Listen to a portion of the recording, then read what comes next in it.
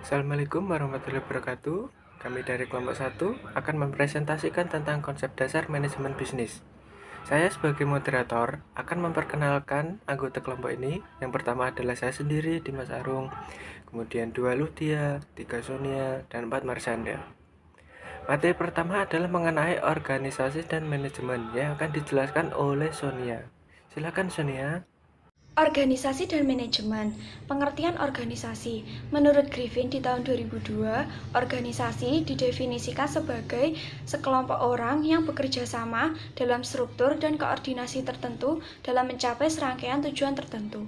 Sedangkan menurut Ernie dan Kurniawan tahun 2005, organisasi didefinisikan sebagai sekumpulan orang atau kelompok yang memiliki tujuan tertentu dan berupaya untuk mewujudkan tujuannya tersebut melalui kerjasama.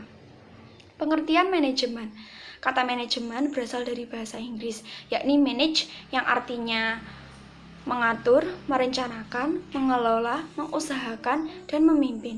Manajemen adalah suatu seni atau prinsip yang berkaitan dengan pengorganisasian seperti menyusun perencanaan, membangun organisasi dan pengorganisasiannya, pergerakan, serta pengendalian atau pengawasan. Pengertian manajemen organisasi. Menurut Luther M. Gulick, manajemen organisasi adalah segala hal yang berhubungan dengan perencanaan atau planning, mengorganisir organizing, perlengkapan tenaga kerja staffing, mengarahkan directing, menyelaraskan atau mengkoordinir coordinating, melaporkan reporting, dan menyusun anggaran budgeting.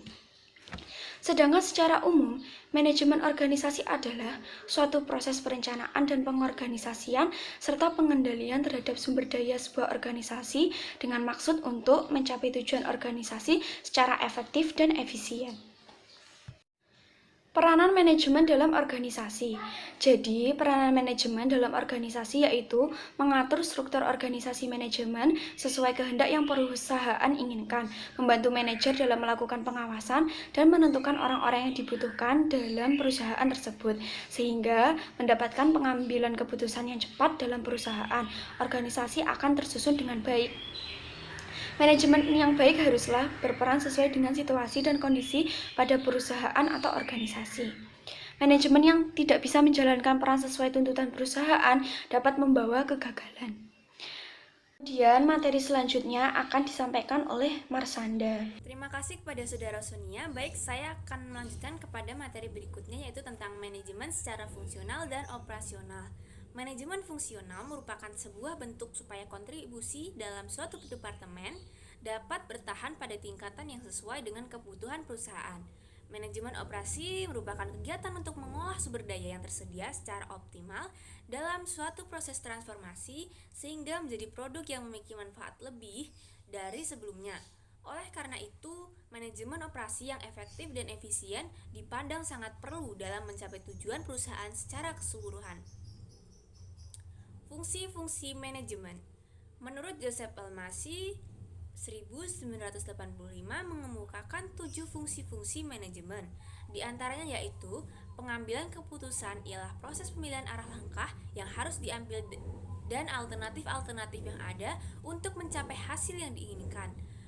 Pengorganisasian proses penentuan struktur dan alokasi kerja, pengisian staf proses yang dilakukan para manajer untuk menseleksi, melatih, mempromosikan, dan membebas tugaskan bawahan. Perencanaan ialah proses seorang manajer akan masa depan dan menemukan alternatif-alternatif arah langkah yang terbuka untuknya. Pengawasan proses mengukur pelaksanaan yang berlaku sekarang dan memperpaduan ke arah sasaran yang telah ditetapkan sebelumnya. Komunikasi adalah proses pengalian ide-ide kepada orang lain untuk keperluan mencapai hasil yang diinginkan. Mengarahkan proses bimbingan pelaksanaan para bawahan menuju ke sasaran bersama. Kegiatan dalam fungsi manajemen. Perencanaan. Perencanaan adalah proses penentuan tujuan dan pedoman pelaksana dengan memilih yang lebih terbaik dari alternatif-alternatif yang ada. Pengorganisasian. Pengorganisasian adalah tindakan mengusahakan hubungan-hubungan, kelakuan yang efektif antara orang-orang sehingga mereka dapat bekerja sama secara efisien dan dengan demikian memperoleh kepuasan pribadi dalam hal melaksanakan tugas-tugas tertentu dalam kondisi lingkungan tertentu guna mencapai tujuan atau sasaran tertentu. Pengarahan adalah mengarahkan semua bawahan agar mau bekerja sama dan bekerja efektif untuk mencapai tujuan. Pengarahan adalah membuat semua anggota kelompok agar mau bekerja sama dan bekerja secara ikhlas, serta bergairah untuk mencapai tujuan sesuai dengan perencanaan dan usaha-usaha pengorganisasian. Pengendalian adalah proses pengaturan berbagai faktor dalam suatu perusahaan agar sesuai dengan ketetapan-ketetapan dalam rencana. Pengendalian adalah pengukuran dan perbaikan terhadap pelaksana kerja bawahan agar rencana-rencana yang telah dibuat untuk mencapai tujuan-tujuan dapat terlaksana. Sekian dari saya, silakan dilanjutkan oleh Saudara Ludia. Terima kasih Marsha, saya akan melanjutkan materi tentang manajemen sumber daya manusia dan manajemen produksi. Pengertian manajemen sumber daya manusia. Manajemen sumber daya manusia merupakan faktor sentral dalam suatu organisasi suatu apapun bentuk serta tujuannya. Organisasi dibuat berdasarkan berbagai visi untuk kepentingan manusia dan dalam pelaksanaan misinya dikelola dan diurus oleh manusia. Jadi, manusia merupakan faktor strategis dalam semua kegiatan institusi atau organisasi. Manajemen sumber daya manusia atau MSDM adalah suatu proses berbagai masalah pada ruang lingkup karyawan, pegawai, buruh, manajer, dan tenaga kerja lainnya untuk dapat menunjang aktivitas organisasi atau perusahaan demi mencapai tujuan yang telah ditentukan. Fungsi manajemen sumber daya manusia: A. Perencanaan sumber daya manusia. B. Pengangkatan dan pemberhentian karyawan. C. Pengupahan tunjangan. D. Penilaian kinerja, pengembangan karir. F. Keselamatan dan kesehatan kerja. G. Penerapan efektivitas hubungan kerja. Tujuan manajemen SDM: mengembangkan sistem kerja dengan kinerja tinggi yang meliputi proses perekrutan, seleksi sistem insentif, serta pengembangan manajemen dan aktivitas pelatihan yang terkait dengan kebutuhan perusahaan. Mengembangkan praktik manajemen dengan komitmen tinggi yang menyadari bahwa karyawan atau pegawai adalah stakeholder dalam perusahaan yang bernilai dan membantu mengembangkan iklim kerjasama dan kepercayaan bersama. Memastikan bahwa persamaan kesempatan tersedia untuk semua, artinya ada keterkaitan saling menguntungkan antara perusahaan dengan karyawan. Memastikan bahwa karyawan atau pegawai dinilai serta dihargai atas apa yang telah dikerjakan dan dicapai. Mempertahankan serta memperbaiki kesejahteraan fisik serta mental pegawai atau karyawan. Menciptakan iklim yang humanis, harmonis, serta produktif yang dapat dipertahankan antara manajemen dengan karyawan atau pegawai. Manfaat SDM: A. Perusahaan dapat memanfaatkan sumber daya manusia atau SDM yang sudah ada secara baik. B. Produktivitas dari karyawan yang sudah ada semakin meningkat. C. Penentuan kebutuhan tenaga kerja atau karyawan. D. Penanganan informasi ketenagakerjaan. E. Penelitian. Ruang lingkup SDM: mendesain serta mengorganisasikan pekerjaan serta mengalokasikan kepada karyawan atau pegawai, merencanakan, melakukan perekrutan, seleksi, pelatihan, serta mengembangkan karyawan atau pegawai secara efektif dan efisien supaya bisa melakukan pekerjaan secara totalitas sesuai yang telah dirancang. Menciptakan lingkungan kerja yang harmonis yang dapat memberikan kenyamanan untuk karyawan atau pegawai sehingga menimbulkan kepuasan untuk karyawan dan dapat meningkatkan produktivitasnya serta bisa mengembangkan karirnya. Mempertahankan serta menjamin efektivitas serta etos kerja yang tinggi dalam jangka waktu yang lama bagi karyawan. Pengertian manajemen produksi. Manajemen produksi adalah kegiatan untuk mengatur dan mengkoordinasikan penggunaan sumber-sumber daya berupa sumber daya manusia, sumber daya alat, dan sumber daya dana serta bahan secara efektif dan efisien untuk menciptakan dan menambah kegunaan suatu barang atau jasa. Tahap manajemen produksi ada 3. Yang pertama, tahap perencanaan produksi. Yang kedua, tahap pengendalian produksi. Yang ketiga, tahap pengawasan produksi. Fungsi manajemen produksi: yang pertama, fungsi perencanaan produk. Yang kedua, fungsi perencanaan proses. Yang ketiga, fungsi persediaan.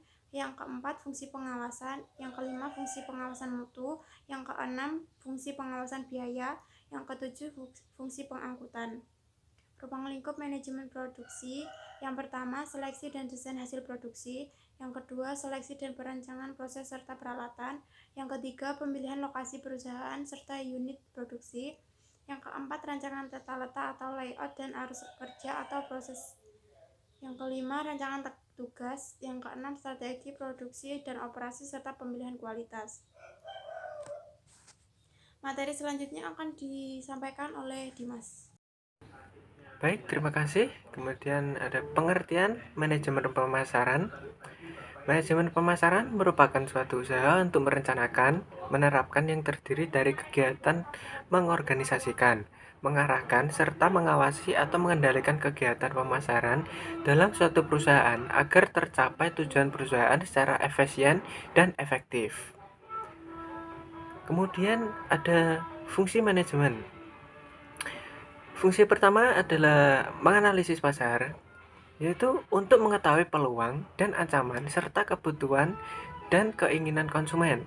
Ada beberapa hal yang harus diperhatikan dalam proses kegiatan analisis pasar, yaitu analisis terhadap peluang dan ancaman serta analisis terhadap perilaku konsumen. Yang kedua, segmentasi pasar adalah kegiatan membagi suatu pasar dalam kelompok-kelompok yang berbeda, di mana setiap kelompok mempunyai ciri yang hampir sama. Dengan melakukan segmentasi pasar, kegiatan pemasaran dapat dilakukan lebih terarah dan sumber daya di bidang pemasaran dapat digunakan lebih efektif. Kemudian ketiga, menetapkan pasar sasaran. Menetapkan pasar sasaran berarti memberikan nilai keaktifan setiap bagian, kemudian memilih salah satu dari bagian pasar atau lebih untuk dilayani. Yang keempat, penetapan pasar. Perusahaan yang baru harus mampu melakukan identifikasi posisi pesaing yang ada sebelum menentukan penempatannya itu sendiri. Yang kelima, perencanaan pemasaran. Aktivitas pemasaran yang dilakukan sebelum perusahaan penting untuk dikoordinasikan dan diarahkan untuk mencapai tujuan perusahaan umumnya dan tujuan bidang pemasaran khususnya. Perencanaan pemasaran. Dalam melakukan perencanaan harus melakukan 4 tahapan, yaitu menetapkan misi perusahaan, mengenali unit-unit bisnis strategi perusahaan, kemudian mengenali area bisnis baru yang akan dimasukkan. Dengan demikian, bisa disimpulkan bahwa perencanaan pemasaran bertujuan untuk memberikan pendekatan yang sistematif dan rapi bagi perusahaan. Kemudian ada tujuan manajemen. Yang pertama adalah menciptakan permintaan. Tujuan ini untuk mengetahui selera konsumen dan preferensi konsumen terhadap barang atau jasa yang diproduksi untuk memenuhi kebutuhan konsumen. Kemudian 2, meningkatkan keuntungan. Tim pemasaran merupakan satu-satunya tim yang menghasilkan mendapatkan untuk perusahaan. Keuntungan yang cukup harus diperoleh sebagai hasil dari penjualan barang atau jasa yang ingin memuaskan. Apabila perusahaan tidak menghasilkan keuntungan, maka perusahaan tersebut tidak akan mampu bertahan. Selain itu, keuntungan juga diperlukan untuk perkembangan suatu perusahaan. Yang ketiga, membangun kepuasan pelanggan, yaitu dengan memahami kebutuhan atau keinginan konsumen dan mengetahui bagaimana produk tersebut dapat memenuhi kebutuhan atau keinginan si konsumen. Yang keempat, mencitrakan produk yang baik di mata publik. Membangun citra yang baik di masyarakat bertujuan menjadi tujuan manajemen pemasaran lainnya. Apabila tim pemasaran menyediakan barang dan jasa berkualitas yang baik, tentu akan menciptakan citra yang baik juga kepada si konsumen. Kemudian pengertian manajemen keuangan. Manajemen keuangan adalah kegiatan perencanaan, pengelolaan, penyimpanan, serta pengendalian dana dan aset yang dimiliki suatu perusahaan dengan pengelolaan keuangan yang direncanakan dengan matang agar tidak timbul masalah di kemudian harinya. Adapun tujuan manajemen keuangan.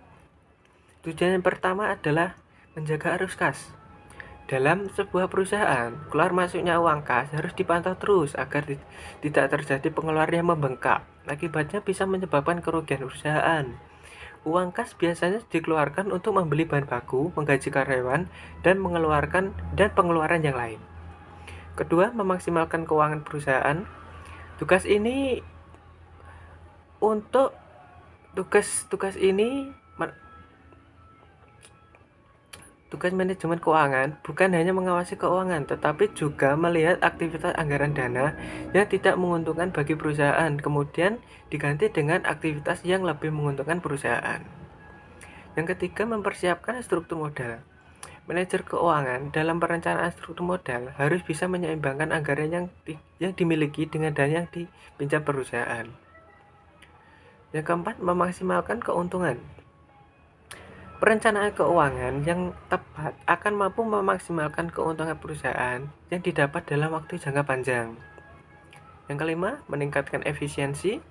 Dengan menganggarkan dana yang tepat pada semua aspek, maka efisiensi dana perusahaan akan terus meningkat. Yang keenam, mengoptimalkan kekayaan perusahaan. Manajer keuangan harus juga mampu membaca pasar saham. Dengan memberikan pembagian laba semaksimal mungkin kepada pemegang saham, tentunya akan meningkatkan perusahaan dan memberikan kepercayaan pemegang saham untuk terus berinvestasi di perusahaan kita. Yang ketujuh, mengurangi resiko operasional. Kebutuhan yang tepat yang dilakukan manajer keuangan akan mempengaruhi terhadap resiko bisnis yang tidak pasti di setiap waktu. Yang kedelapan, memastikan kelangsungan kehidupan perusahaan. Manajer keuangan memegang peranan penting jalannya sebuah perusahaan. Keputusan yang tepat akan mampu membuat perusahaan bertahan di bidang persaingan bisnis. Namun sebaliknya, keputusan yang tidak hati-hati akan menyebabkan perusahaan menjadi bangkrut. 9. Mengurangi biaya modal. Manajer keuangan harus membuat perencanaan modal yang tepat agar penggunaan modal dapat diminimalisasi secara demikian rupa. Kemudian, manajemen informasi adalah sekelompok atau sekumpulan proses di mana data dapat diolah, dianalisis, dan ditampilkan supaya data tersebut menjadi berguna untuk kebutuhan pengambilan suatu keputusan.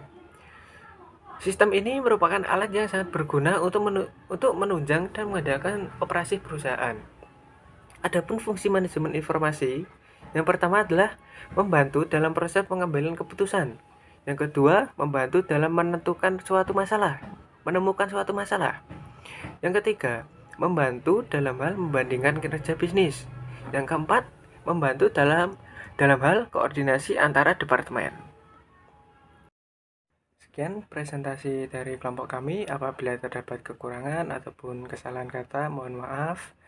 Assalamualaikum warahmatullahi wabarakatuh. Terima kasih.